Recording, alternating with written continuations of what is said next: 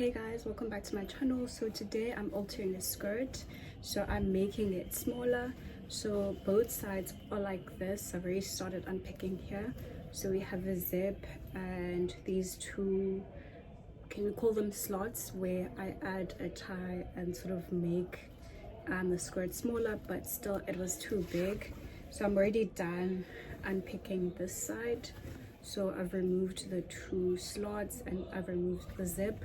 So I'm gonna use these lines with the slots were as a guide to now place my zip so, and then shift the slides to here, so that even if after the alteration the skirt is too big around the waist, we can use the slots to tie the skirt to be smaller.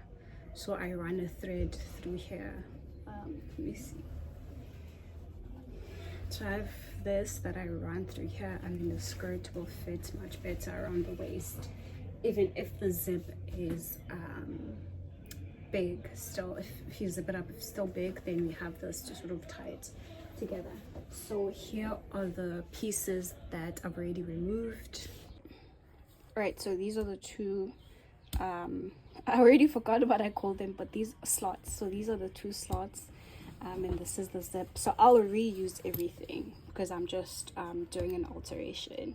That's my unpicker. Say hi to my unpicker. Hi. I'm not sure if you noticed, but there's like a broken lock there on the table. It's because 2 days ago I locked myself. Well, I didn't lock myself. My lock got broken while I was inside my office, so I got locked in, and I'm sort of hurt by that because I had to message the admin of the building, like the people that work in the main buildings and not in the rental section, to ask for like the security's details so that I can tell them what's happening, and I told her that I got stuck in, and she didn't get back to me in time. So I thought, okay, let me post in the tenant group. We have a group for tenants as well, so I posted it there. I didn't get a response there, which is fine. I was just asking for the security number. So the admin person got back to me and they're like, okay, they are trying to communicate with security to get a contact. And then like a few minutes later, after she got back to me, security came and they were like, yo, and like they were just, well, the one security lady was just talking about it so loud, and then I think one of the tenants or someone is like at the I'm upstairs, so at the bottom I was also just shouting like who locked themselves in and what does she want us to do, we don't have padlocks and all that. But she was so loud and sort of nonchalant about it, and I think people, they didn't understand like why would someone lock themselves in. Like, guys, I was robbed at gunpoint.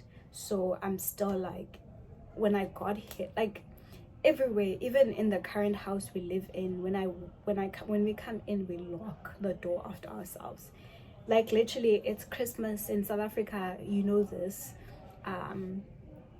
I just imagined international people watching this video, like, you know, it's hot in December, but we close the door and we lock it. We lock the gate, we lock the door. If we need some fresh air, we'll open up a bit, and then when we open up, we'll chill in front. Even if the gate is locked, we'll chill in front for some fresh air, 5 minutes, 10 minutes, and then we'll close the door and we'll lock it. I remember I was at the office and I was in and out, so I forgot to lock, and a man walked in. Let me tell you, I was shaking. I was scared, and I started blaming myself for why did I not lock after myself. So I was very hurt to hear like them joking about it, but like, who locks themselves inside and all of that, and what are we supposed to do? And I mean, the security sort of took it lightly, especially when they were coming towards, because I could hear them when they were coming towards the office. And that woman just made it worse, saying, well, what does she think? What do they think we're supposed to do? We don't have any what. So even now I was thinking about it, that I shouldn't really get worked up about it, because I can't go telling not everyone's gonna know my story or my experience, and I can't always just go around telling people what I went through so that they can sympathize.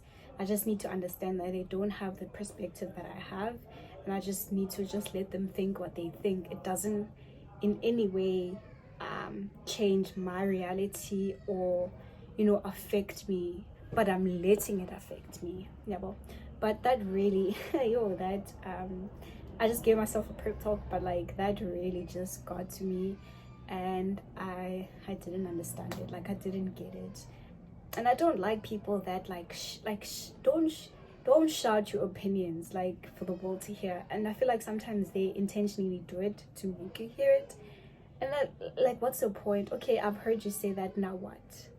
You understand? Was I not supposed to post in the group? Am I not a tenant? Like, what's the procedure? And I even told because the security, when she got here, there was two of them, one male, one female. So the female one was like, the lady was like, that sounds wrong, male and female, it sounds weird, but the lady was like, why did you contact people that are far away where you could have contacted us here, like the security is here? And I said, I didn't know. I don't have anyone's number. When I moved in, I was not shown around the space.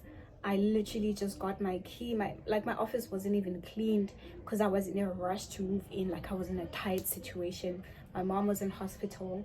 I had just moved out of, we had just moved, like, if I tell you, my mom was in hospital. I was living alone, so I was scared of being robbed in that new place. So I didn't want anyone, and I still don't want anyone to know what I do, like in terms of making clothes. So when we moved there, I moved with everything, the entire house, and my studio was in that one bedroom flat. So I was like, I'm happy. I was happy to a part of me was happy to work from home and not have an extra expense. But then at the same time, I was scared. Like I didn't want people to come in and target me because I sew, and I didn't want to have people, when people find out what you do, they always want to use you. They like, oh, you know how to sew, I have this pair of jeans, or I have this dress that's been done, and you know what I mean? So and I didn't want people to now say like, hey, there's a girl here who knows how to sew, they did these pants, and then cut, like the word of mouth marketing. I didn't want that. I don't want people coming in my house. I don't even want people coming in my office. Like every time I hear people say, oh, what do you do, and can we saw you had clothes there, do you sell anything? I say, I don't sell anything. I use this as an office. I manufacture, and I take my clothes to stores, right?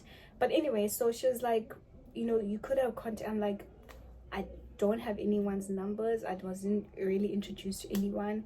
Sometimes I went to the main building once, and I saw some of the tenants, like when they walk in, they use their fingerprints, and I was like, I didn't even know about that. Like I had fingerprint access to the main building, and because and even the person that accepted my lease, like the person I came to ask for space, when I came to acquire for the space, I dealt with that person.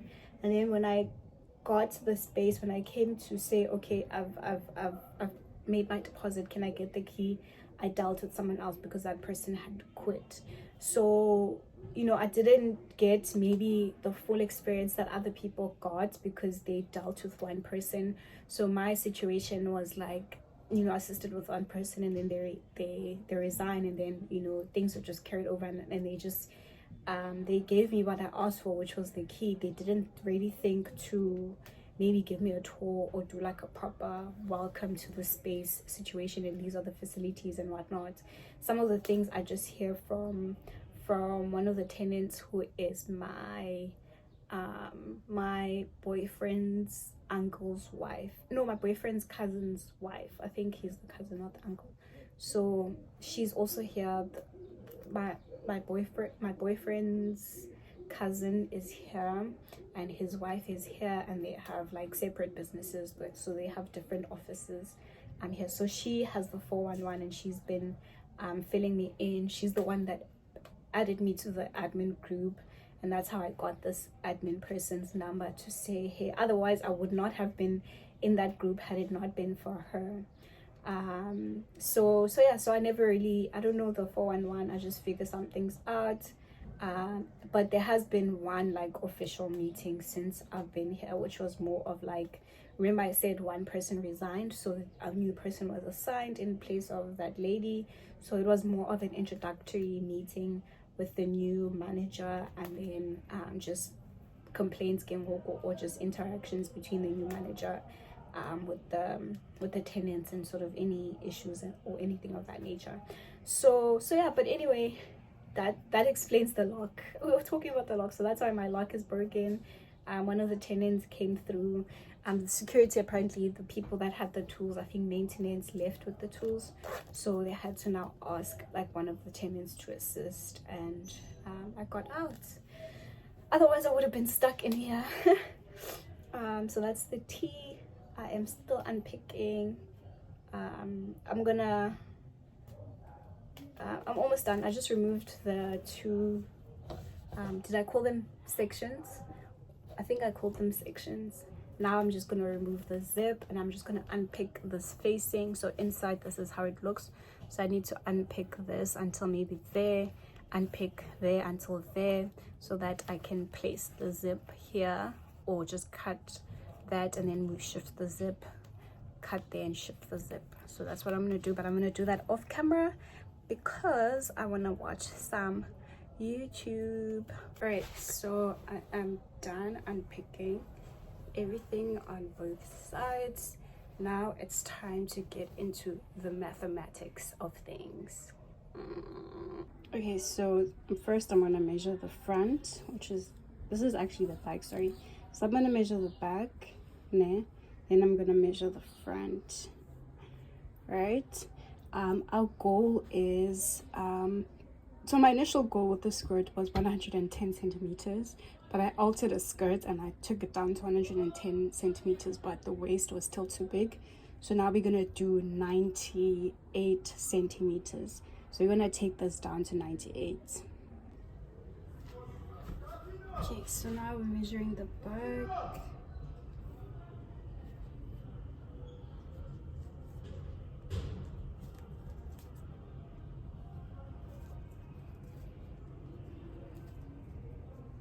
Back is 44. Then we'll measure the front.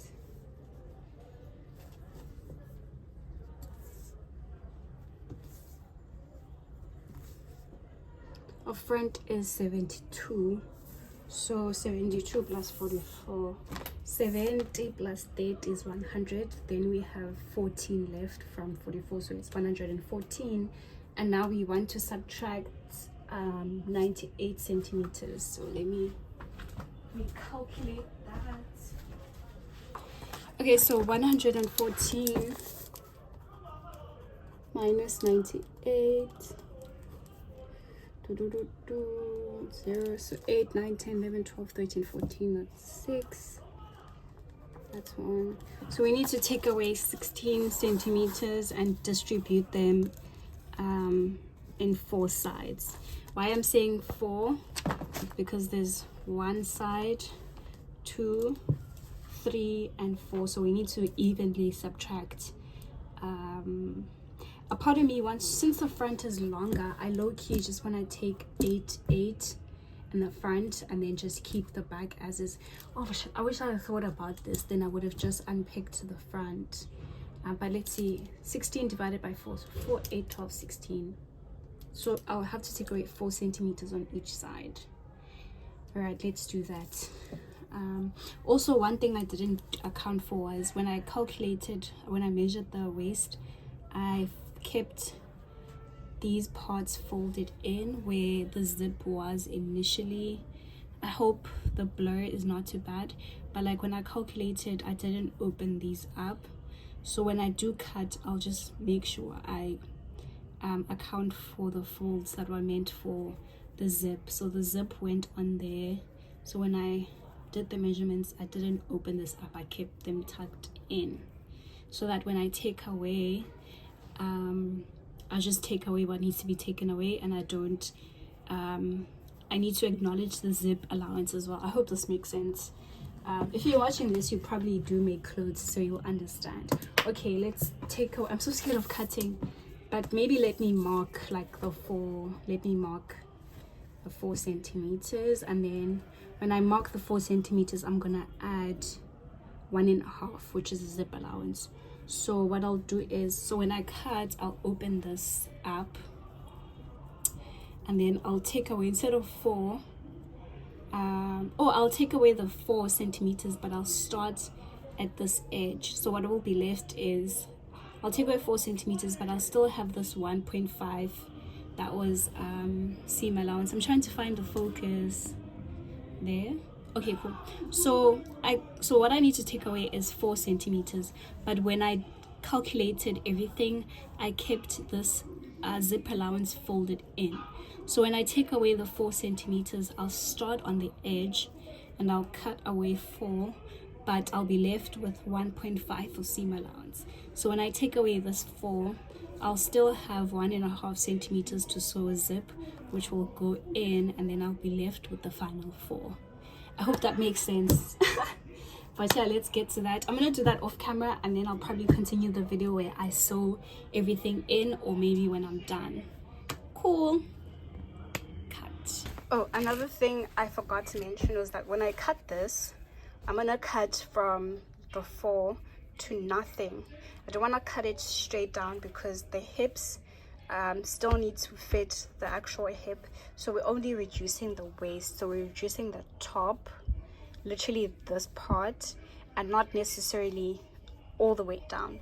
So 0 will be maybe that point, maybe further down, depending how sharp the cut will be, because you want it to be smooth. You don't want like a triangle, because now these things might end up, your skirt might end up doing that, popping out because there's a sharp triangle. So we need to soften it down and not just do that, right?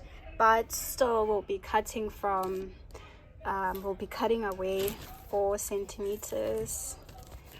So I'm trying to get the measuring tape.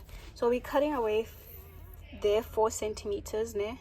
So there to 0, right? 4 centimeters to 0, and not 4 centimeters all the way down. Cool. Okay, cool. So now I'm done cutting. I need to overlock the edges because they've been cut, and this is how they look like before, and now that I've cut them, that finish is gone. So let's overlock.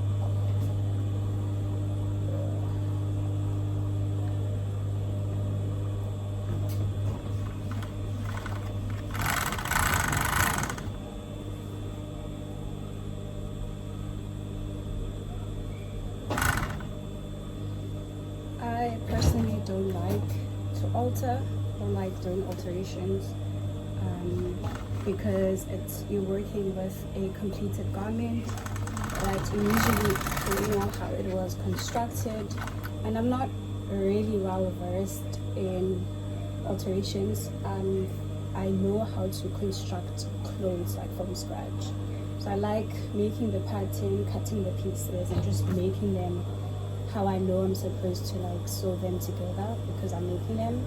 But then the cool thing about this garment is that I made it, so I know like how to calculate and how it was stitched, and when I reverse engineer it, I know how to do it exactly without having to figure it out quite a bit and spend time and on thinking about the best way to do it. Okay, so one side is done, then I'll overlock other side. This was actually a very close cut, very close. There isn't much fabric left there. So when I stitch, I'm gonna have to re-stitch it a bit so that it doesn't tear and break. The stitching isn't super close to the edge though, so I'm gonna reshape it using a sewing machine to stitch it. Can't even overlock it that much because it'll just it's so on the edge. Okay, let's do the other side.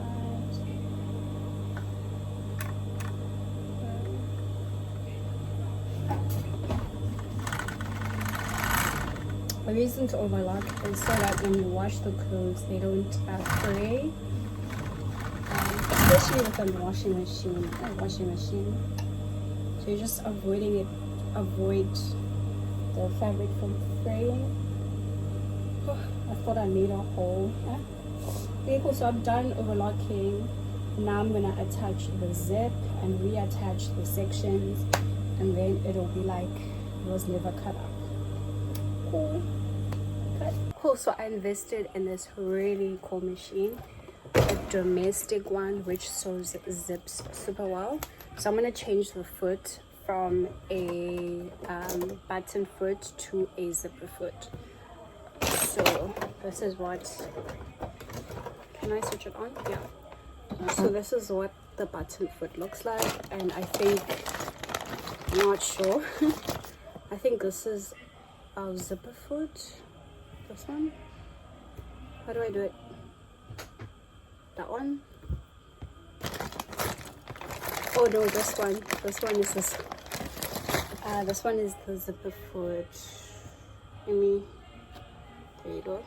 That one is the zipper foot, which is nice because I think it goes, you can shift it so that when you sew, like the fabric is literally on, like the needle will punch through there and you're as close as possible to the teeth, and you sew like that. So let's go.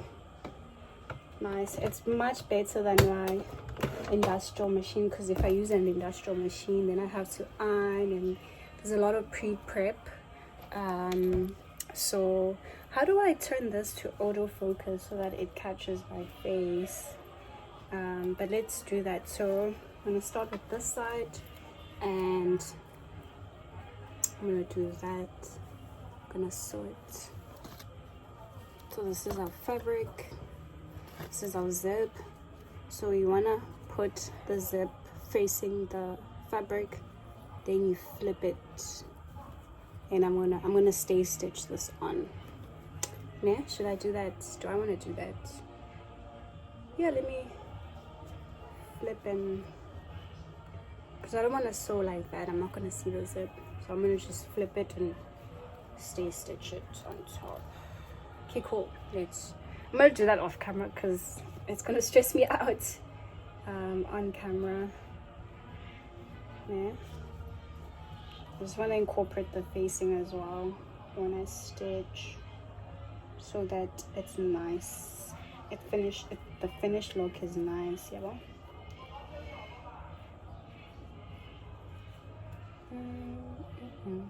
Hey, let me stop the video. I might get copyrighted. Okay, actually I'm gonna stay stitch it using my industrial, just to keep the zip in place, and then I'm gonna perfect it using my domestic. So let's rather switch over to, wait, let me move this chair so that when I do the cool transition, I just thought of it goes smoothly. So let's switch over there. Let's go. I actually switch this off because I don't have a lot of electricity. Let's look at my electricity.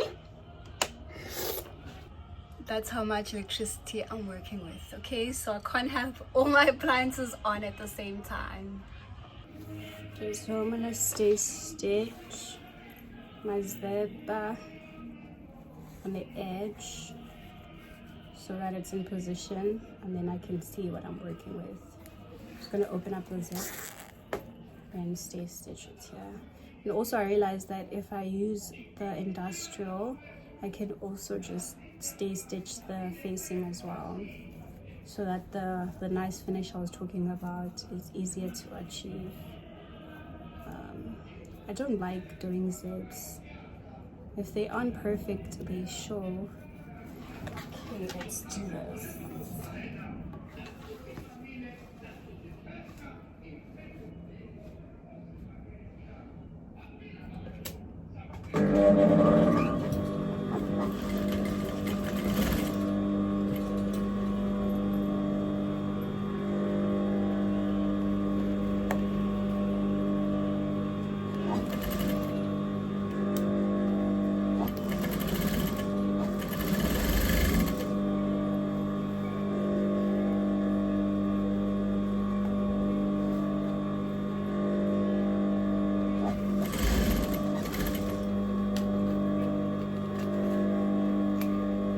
Oh, it's not stitching.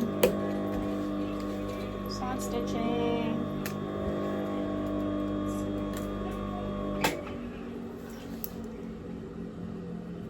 The thread popped out of this.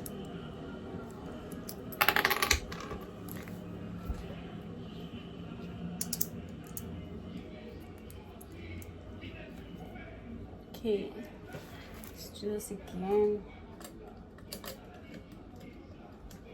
Needs to pop in. Look, it's not popping in. Did you hear that? Pop. Baby, welcome to the party. Pops. Okay. Giving you some angles. Okay, just pop that in. Yo.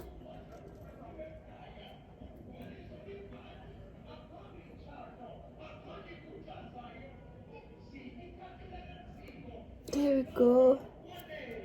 Through the disclaimer, the video might start shaking. Okay, let's just put it in. I'll fix it while it's on here. Bow.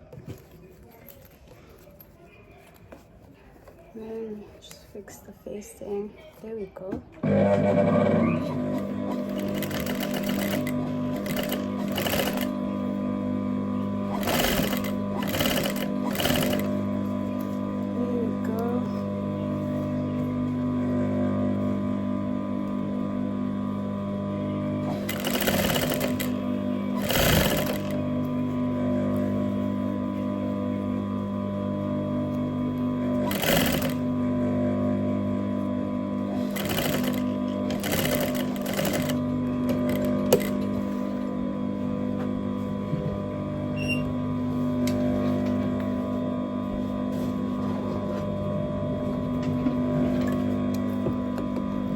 To cut it.